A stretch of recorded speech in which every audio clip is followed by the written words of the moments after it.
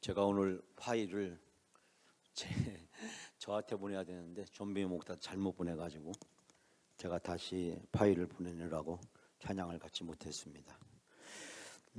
오늘 사실 이제 오전 예배 설교가 총론이 되고 이제 총론 후에 이제 5가지 강론이 있게 되는데 이제 첫 번째 강론이 바로 이제 부흥하는 교회는 사역 참여 문화가 있다.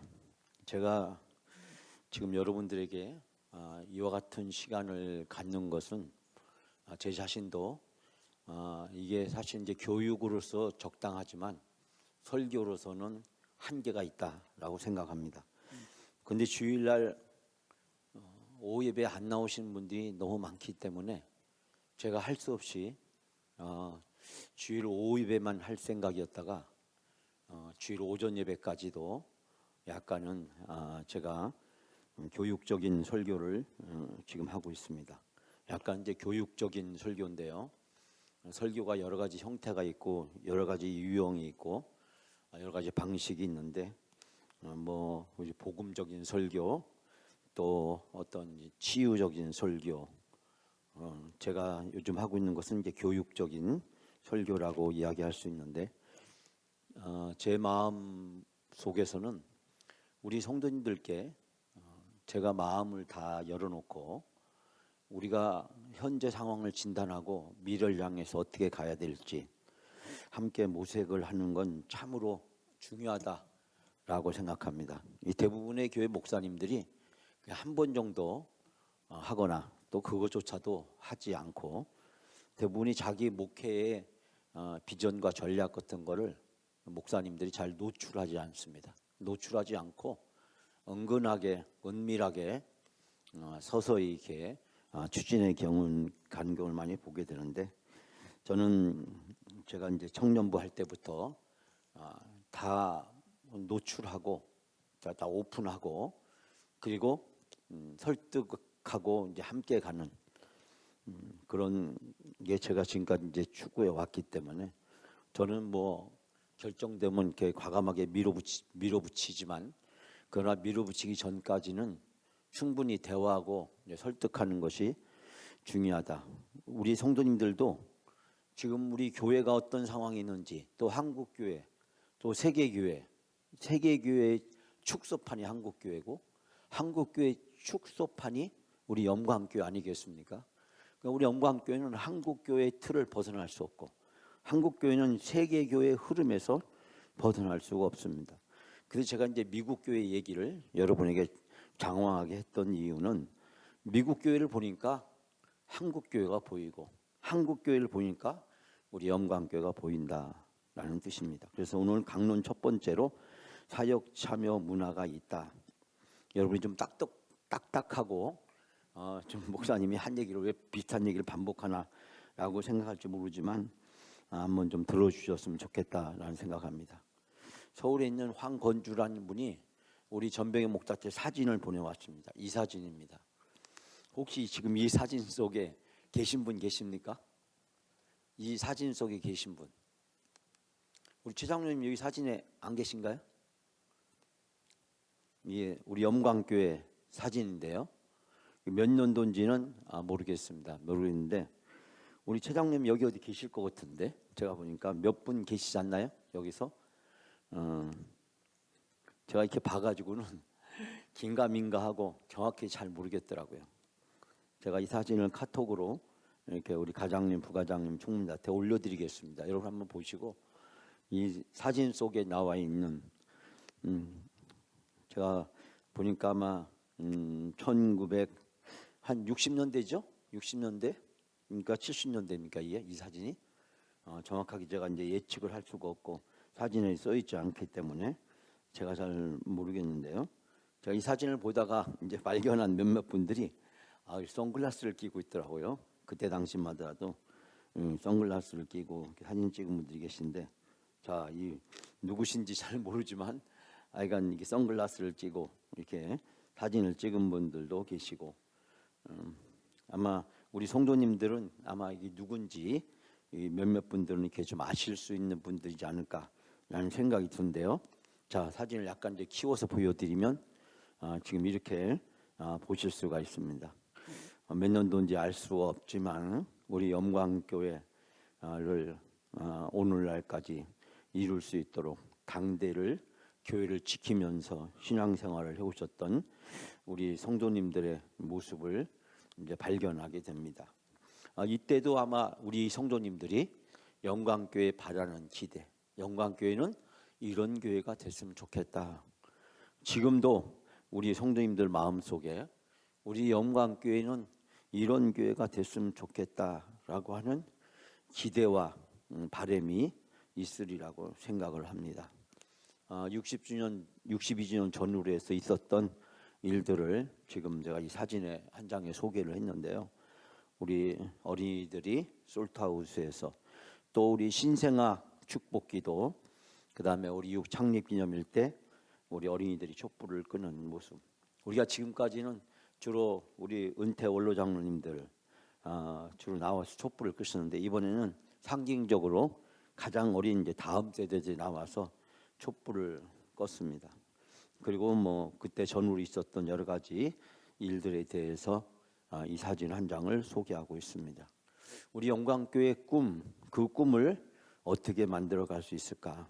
그래서 제가 아침에 이제 워킹 투게더라는 걸 말씀을 드렸고, 이제 다음 주에 우리가 이 프로그램을 통해서 천국 잔치를 재현하는 거죠. 천국 잔치를 재현하는 거.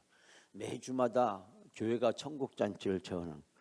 저는 우리 성도님들이 그런 생각을 좀 했으면 좋겠습니다. 이번 주일날 천국 잔치를 어떻게 펼칠 수 있을까? 이번 주일날 나는 천국 잔치에 어떻게 참여하고 그 천국 잔치에 무엇을 할 수 있을까? 우리가 그 마음을 가지고 교회에 오고 한 주간을 주일을 기다렸으면 좋겠다. 이 초대교회가 언제 죽을지 모르는 그 로마의 대핍박들이 있었잖아요. 수없이 많이 죽었습니다. AD 70년에 예루살렘이 함락되었을 때요.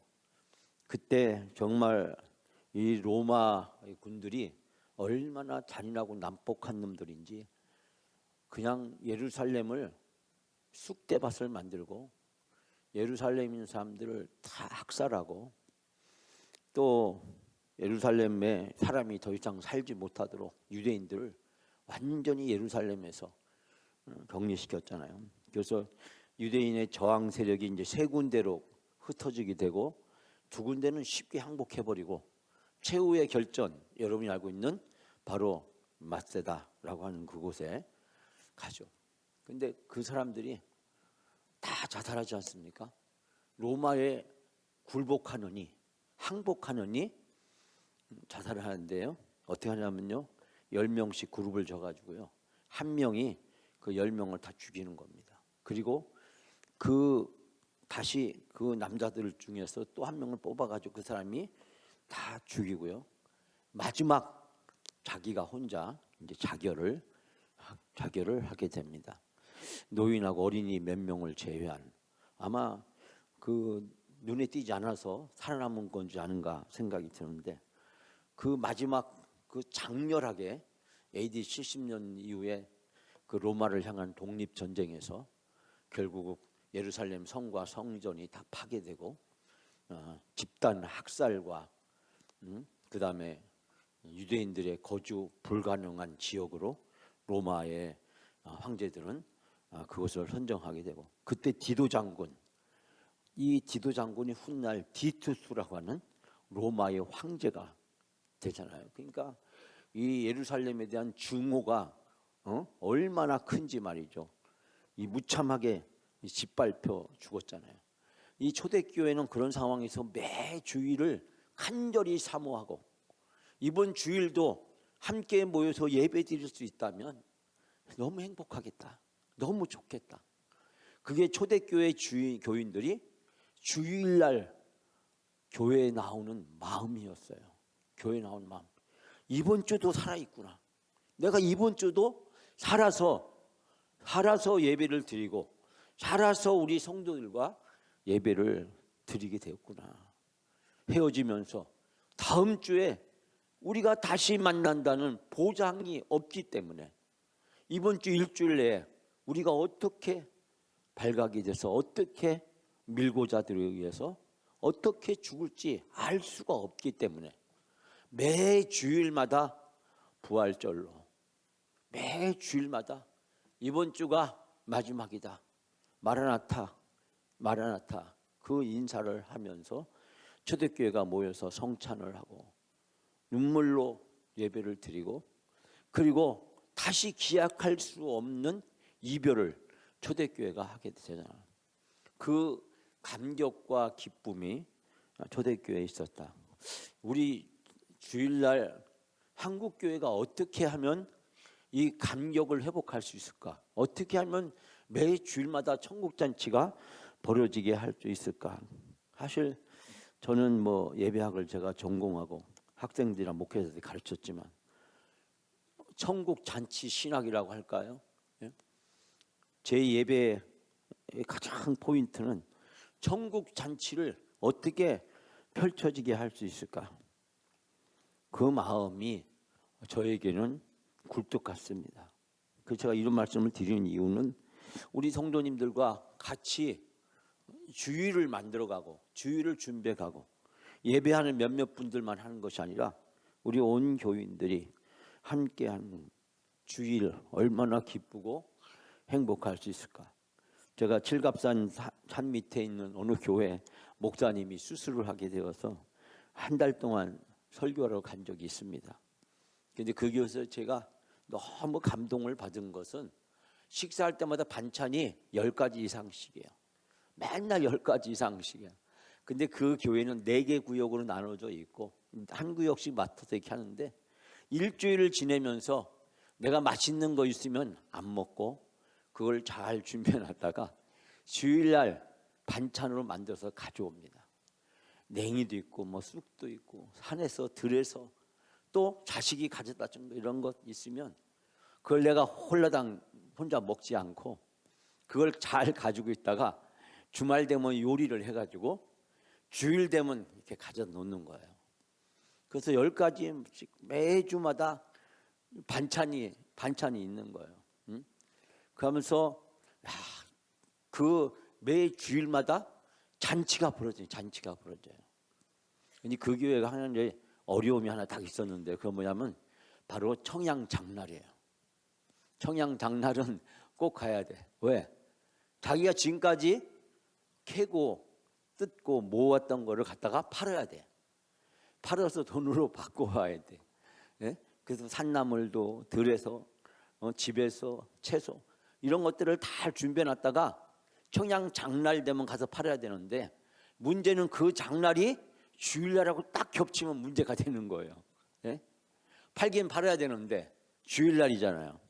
아침에 오셔가지고요 헌금을 다 하고 청양장에 갔다 오겠습니다 인사를 하고 청양장에 갑니다.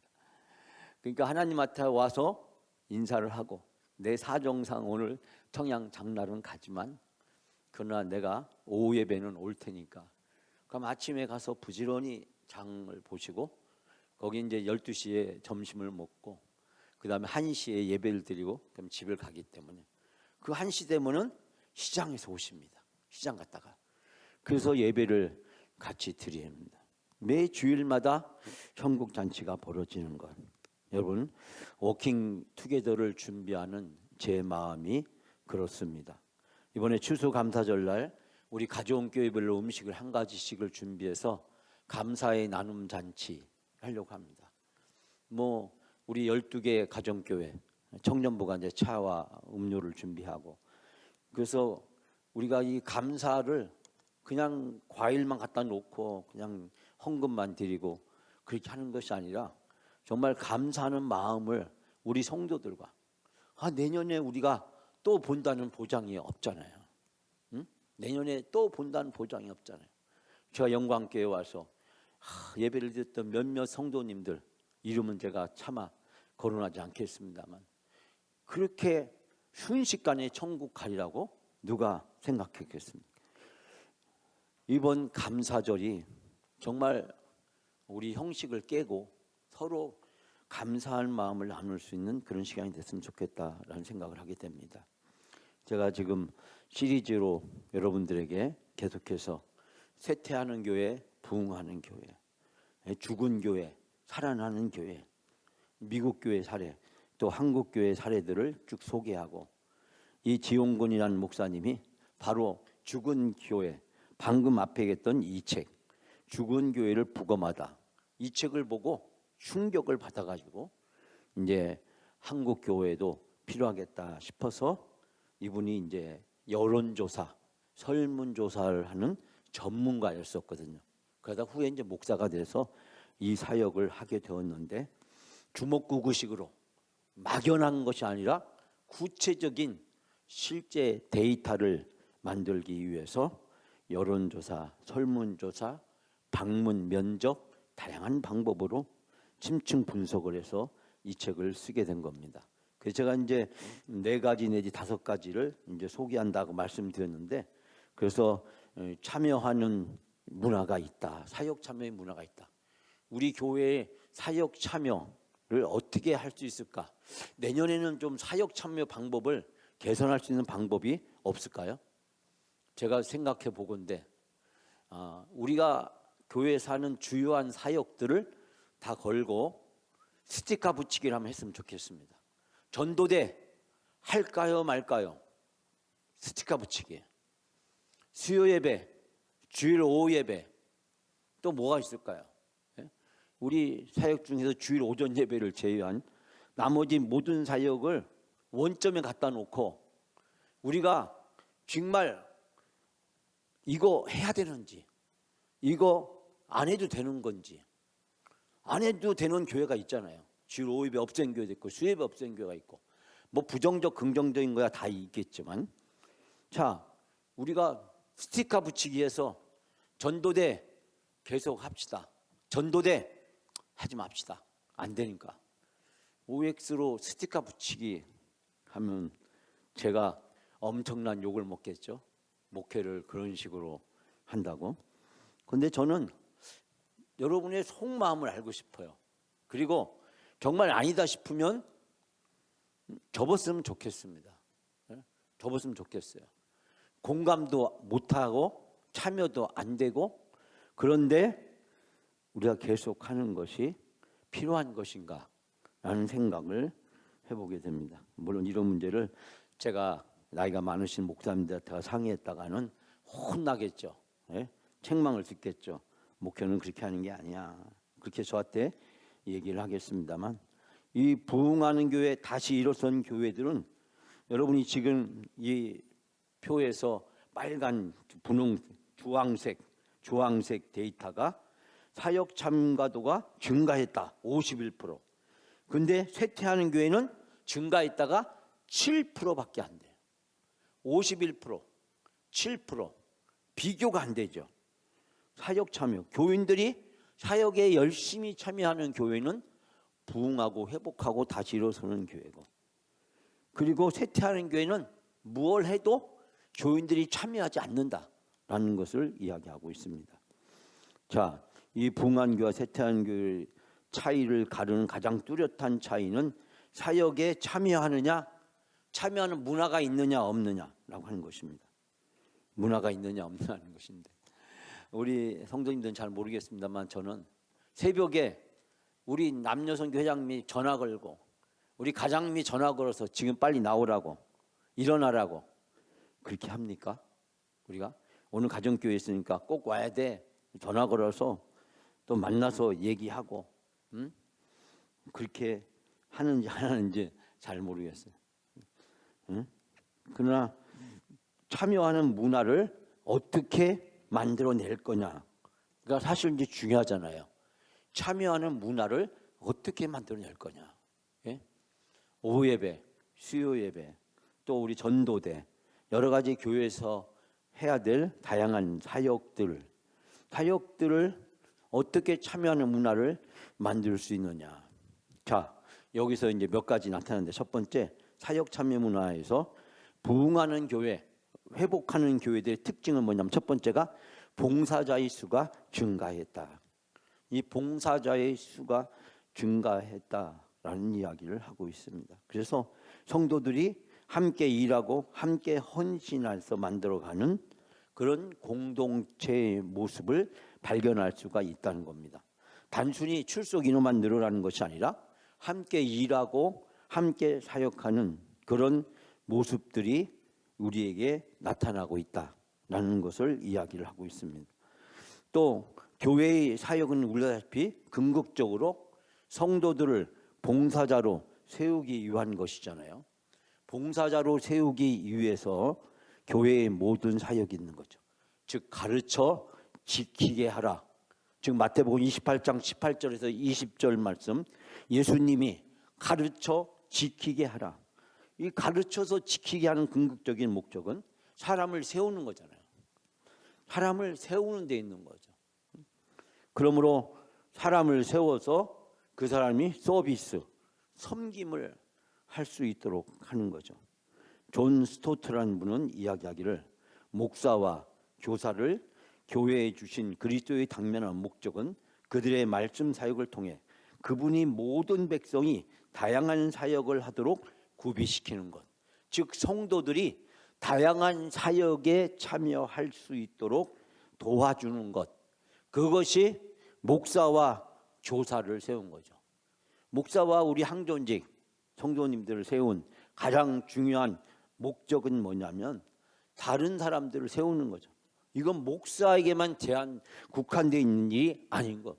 우리 모든 항존직 성도들이 가정교회나 또 남녀선교회 임원도 마찬가지고 우리 모든 직분자들이 해야 될 중요한 책무가 뭐냐면 사람들을 하여금 다양한 사역을 위해서 참여할 수 있도록 만드는 것.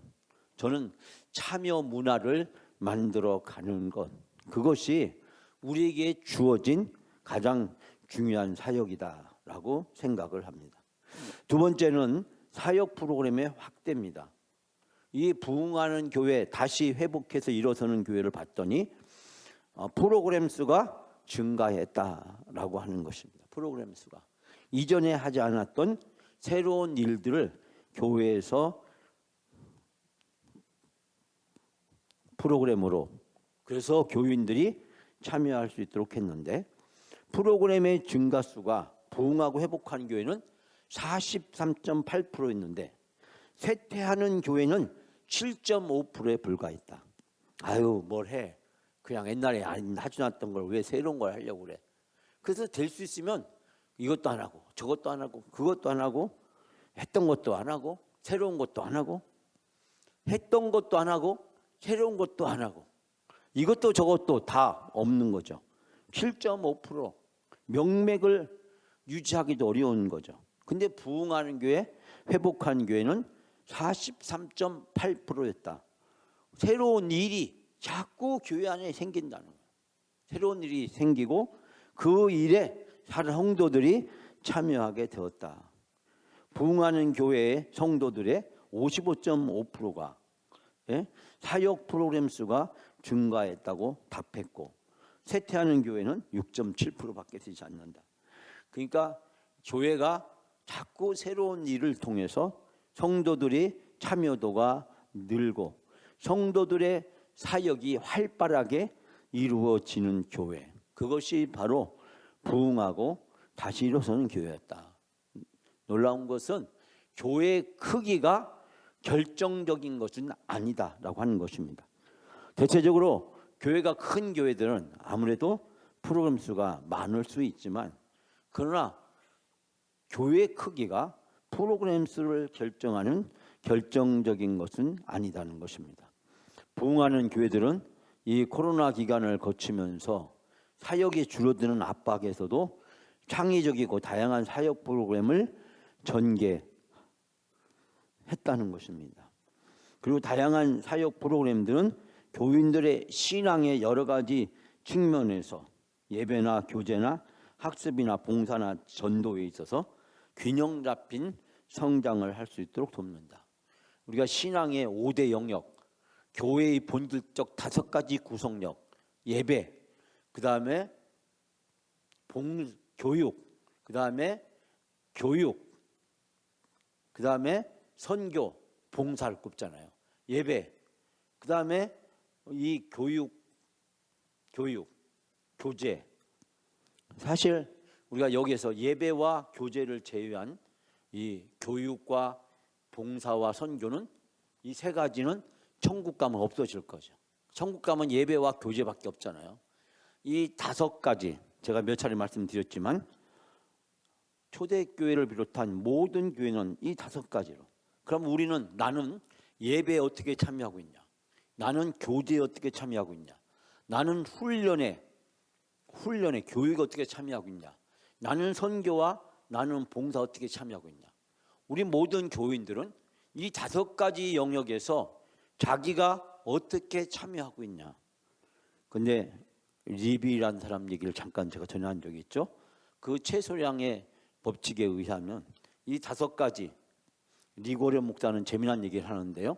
이 5가지 예배가 90점, 이 사람은 교제도 90점, 그런데 교육이 10점, 선교 봉사도 50점, 선교도 50점, 봉사도 50점. 이 사람의 평균 점수는요, 5가지를 더해서 5로 나눈 점수가 아니라 이 중에서 제일 낮은 것, 즉 뭡니까? 훈련, 교육 10점짜리 교인이라는 거예요.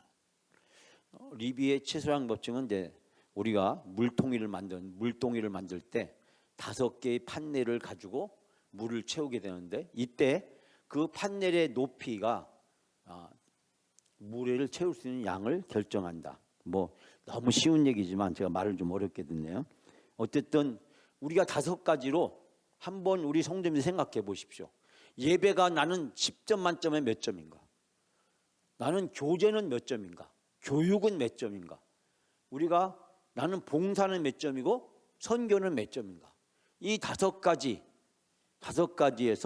가장 적은 분야가 내 신앙의 영적 지수, 영적인 점수를 결정한다라는 것을 이야기하고 있습니다. 교회가 단순히 주일날 예배만 드리는 것이 아니라 교인들의 삶 전체에 걸쳐서 그리스도를 닮아가도록 훈련하는 공동체다. 예배만 드린다고 해서 다 되는 것은 아니라는 거죠. 내가 그리스도를 닮아가도록 이 교회 공동체. 그래서 제가 이제 천국 모델하우스, 천국에 가서 영원히 사는 준비와 연습과 훈련을 하는 곳이다. 그래서 우리가 나를 그리스도를 닮아가도록 훈련하는 공동체가 되어야 된다는 것입니다. 그래서 사역 프로그램이 교인들의 다양한 영적 요구를 채워주기 위해서 확대돼야 된다. 아까 재직회를 잠깐 했습니다만 사실 제가 실버 우리 어르신 세대를 위한 프로그램 몇 가지를 준비해 놓고도 못하고 있는 상황이죠. 재정적인 뒷받침도 안 되고 상황이 안 되기 때문에. 자, 높은 사역에 참여, 부응하는 교회는 사역 참여가 증가했다라고 대답하는 것이 목회자는 51.3% 대답했고 성도들도 52.6%. 그러니까 50점 이상 부응하는 교회 목회자나 성도들은 우리 교회는 프로그램 사역 참여 교인들이 사역에 참여하는 것이 늘었어라고 대답을 했는데 그 반면에 쇠퇴하는 교회의 목회자와 교인들은 6.9%로 감소했다라는 대답이 절대 다수였다라는 것을 이야기하고 있습니다. 즉 쇠퇴하는 교회의 성도들은 사역 참여가 증가했다는 비율이 4.5%에 불과하고 감소했다는 비율이 57%였다. 그러니까 많은 교인들이 참여도가 이제 필요한데 실질적으로 증가했다가 4.5%니까 거의 증가한 것이 없다라고 하는 것입니다. 그러니까 쇠퇴하는 교회는 프로그램도 갈수록 줄어들고 참여하는 사람도 줄어들었다라는 이야기를 하면서 그러나 회복하는 교회, 다시 일어서는 교회는 다음 세대 3040 세대가 증가하고 교회에 대한 소속감과 만족감과 헌신도가 높아지는 경향이 있다라는 이야기를 하고 있습니다. 그래서 사역의 참여도는 이 부흥하는 교회와 쇠퇴하는 교회를 가르는 핵심적인 차이 중에 하나다.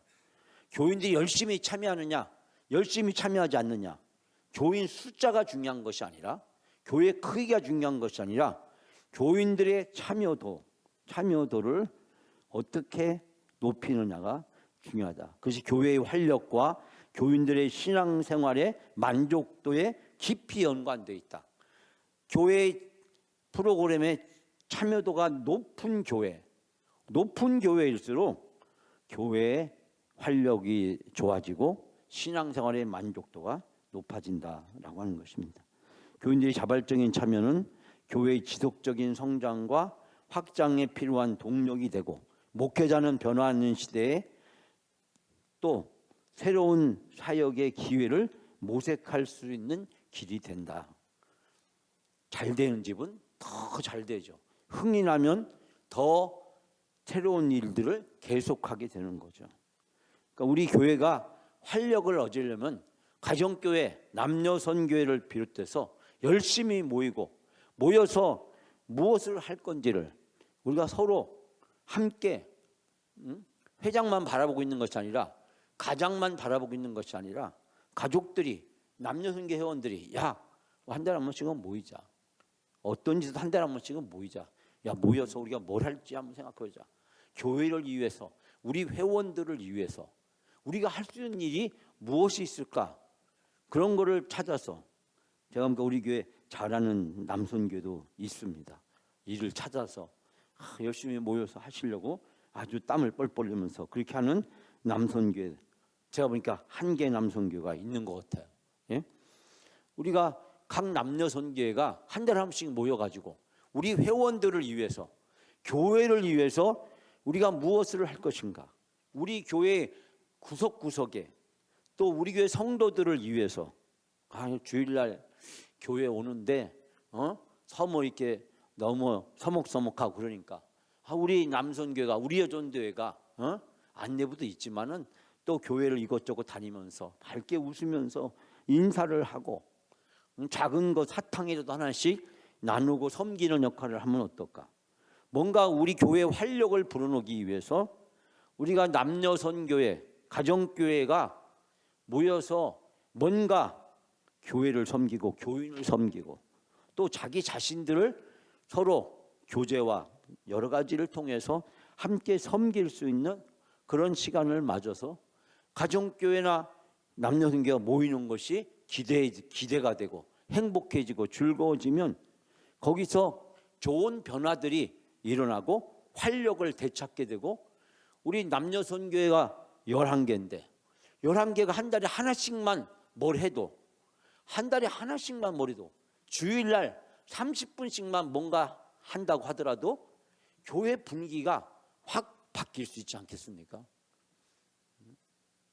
그걸 교회가 해주기를, 누군가가 해주기를 기다리고 바라고 있다면 영원히 그 기회는 오지 않을 것이다.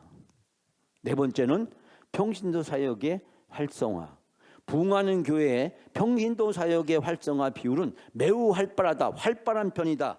대답이요, 부흥하고 회복하는 교회는 71%, 성도들은 72% 대답을 했다는 거예요.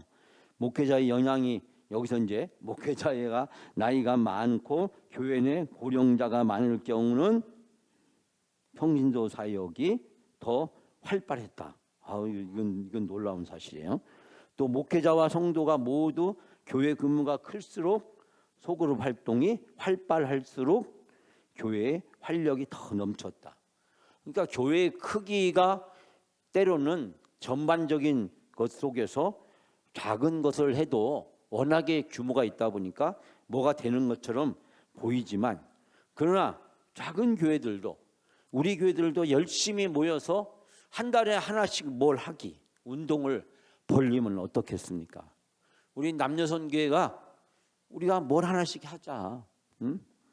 그리고 우리 일려전도에도 우리 기도하는 일 할 수 있잖아요. 기도하는 일을 통해서 그 기도해 줄 필요한 환우들에게 전화도 해주고, 내가 전화 붙잡고 기도도 해주고.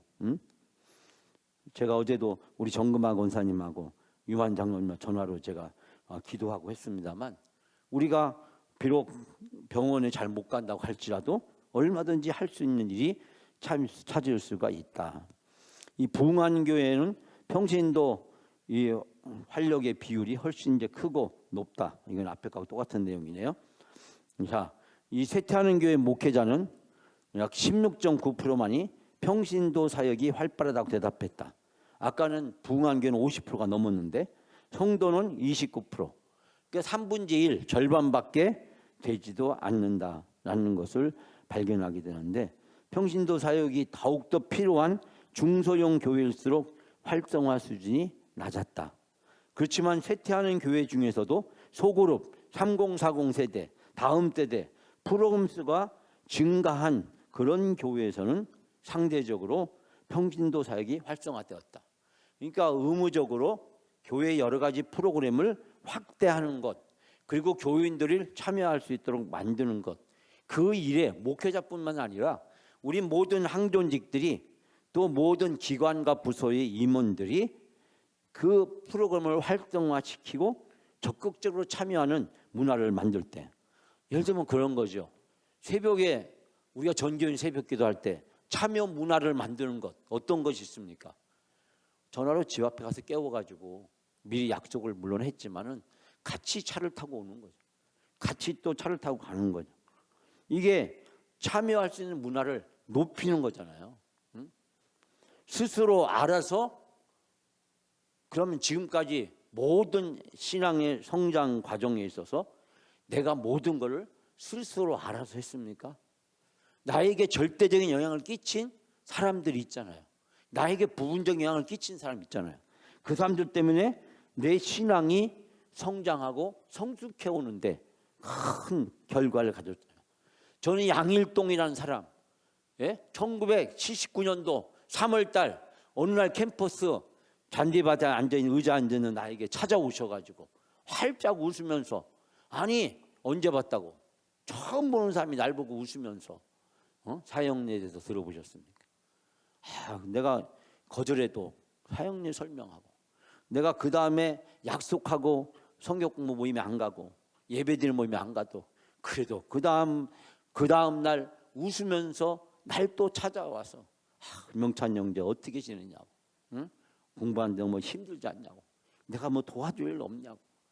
그분이 저를 1년 동안 계속 쫓아다니면서 저에게 아주 웃으면서 저를 격려해주고 용기를 주고, 또 저의 학생으로서 공부하는데 필요한 피로를 채워서 나를 유인하고, 이런 다양한 것들을 통해서 그분이 나에게 복음을 전하기 위해서 저를 섬겼기 때문에 내 인생에서 예수를 그리스도로 영접하는 놀라운 일이 저에게 생긴 거죠.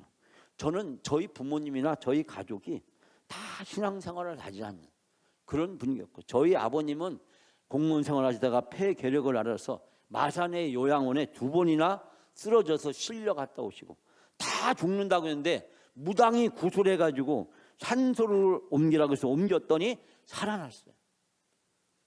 그런 샤머니즘, 무당이, 악한 영이 지배하고, 집에 농장 위에 신주단지가 있고 밤마다 어머니가 밖에서 물 떠놓고 촛불 켜놓고 비는 그 모습을 어렸을 때부터 보고 자라왔던 악한 영이 저희 집을 다 사자고, 양일동이란 그분의 미소와 섬김이 저를 그 악한 영에서 건져내고 저를 구원했잖아요. 우리가 참여할 수 있는 문화를 통해서 한 사람 한 사람이 미칠 수 있는 복음의 선한 영향력, 그것 때문에 여러분이 오늘 이 자리에 있기까지 여러분에게 많은 영향을 끼쳐준, 직접 간접적으로 그 많은 분들 때문에 우리가 오늘날 여기에 있게 된 거잖아요. 그러면 우리 공동체에서 참여하는 문화를 어떻게 만들어낼 거냐, 그래서 참여도를 어떻게 이루어 나갈 거냐, 그래서 가정교회에서 또 남녀선교에서 각 기관과 부서에서 우리가 할 수 있는 일, 우리 교회에서 할 수 있는 일이 얼마든지 우리가 찾으면 충분히 있을 수 있다. 그것이 교회의 활력을 불어넣고 교회가 새로운 일을 계속 확대해 가게 되고, 그것이 교회가 부흥하고 다시 회복되는 놀라운 역사가 일어날 것이다. 사랑하는 여러분, 오늘 사도행전 2장 16절 21절 세 번역이라는 성경에 보면 이렇게 말합니다. 마지막 날에 나는 내 영을 모든 사람에게 부어주겠다. 아들과 딸은 예언을 하고 젊은이는 환상을 보고 나이 든 사람은 꿈을 꿀 것이다. 여러분, 이 말이 좀 이상하지 않아요? 왜요? 아니, 나이 든 사람이 예언을 해야지. 나이 든 사람이 예언을 해야 되잖아요. 젊은이는 환상을 보고 그렇다고 치고, 아들과 딸들은 꿈을 꿔야지. 나이가 어리니까. 그런데 말입니다. 여기 보세요. 어떻게 나이 든 분들이 꿈을 꿀 거다. 앞으로 이런 일이 일어날 거야.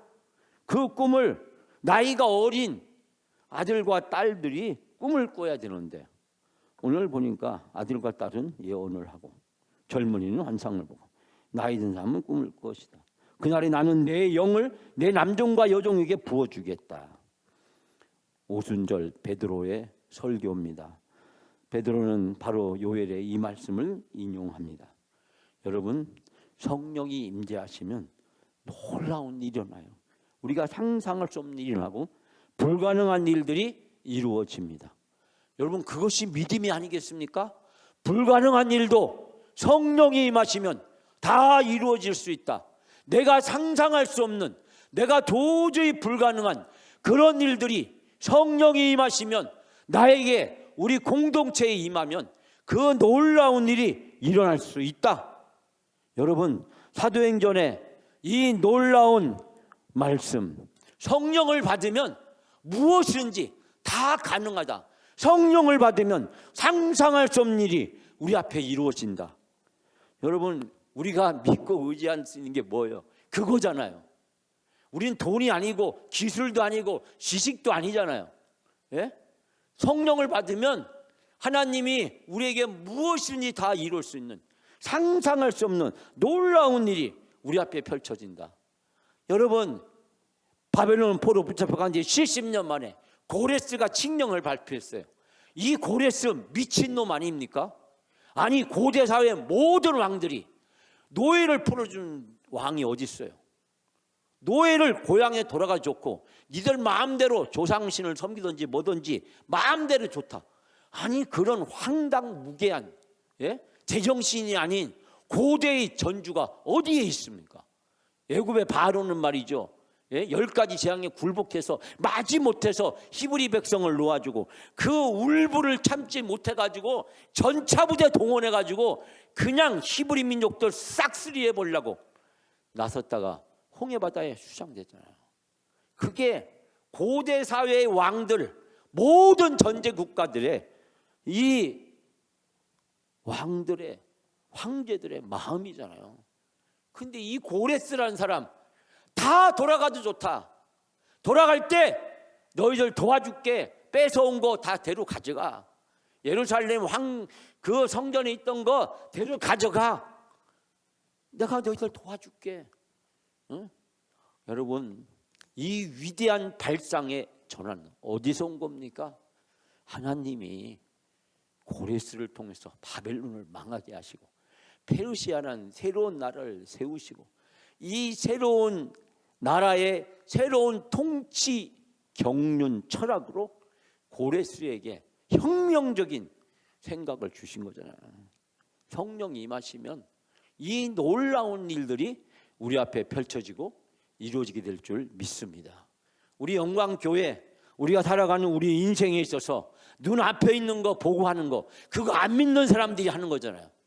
안 믿는 사람들이 눈앞에 있는 것들을 분석하고 따지고 계산해서 어떻게 하는 게 좋을지 선택하고 행동하는 거, 그거 안 믿는 사람들이 하는 거잖아요. 우리 믿는 사람들이 하는 것은 인간적인 계산하지 말고, 인간적으로 판단하지 말고 하나님께서 하시면 상상할 수 없는 일이 내 앞에 펼쳐질 거야. 그 믿음을 가지고 나가게 될 때 우리 영광교회 앞으로 무슨 일이 일어날는지 알 수가 없잖아요. 우리 가정교회, 남녀선교회, 우리가 기도하고 성령을 받기만 하면 우리가 상상할 수 없는 일들이 우리 앞에 펼쳐질 수 있잖아요. 여러분, 그것이 우리의 믿음이고 우리의 희망이 아닐까요? 우리가 꿈을 꾸고 환상을 보고 예언을 해야 될 내용, 전 지금 예언을 하고 있는 거예요. 성령을 받으면 우리에게 상상할 수 없는 놀라운 일이 펼쳐지게 된다. 우리는 상황을 보고 절망하거나 상황을 보고 좌절하는 사람들이 아니잖아요. 예? 상황이 어떻든지 간에, 문제가 뭐든지 간에 믿음으로 기도하고 성령 받으면 아무런 문제가 되지 않아. 아니, 여리고성을 7번 7일째 한 바퀴 돌고 7바퀴째 나중에 돌고 소리 진다고 무너지는 게 그게 제정신입니까? 미친 무슨 그런 일이 어떻게 생겨납니까? 하나님이 함께 하시면 이 놀라운 나타나고 성령 충만만 받으면 상상할 수 없는 일이 우리 앞에 펼쳐지게 될 줄 믿습니다. 이 믿음을 가지고 다 함께 나가는 여러분이 다 되시기를 바랍니다.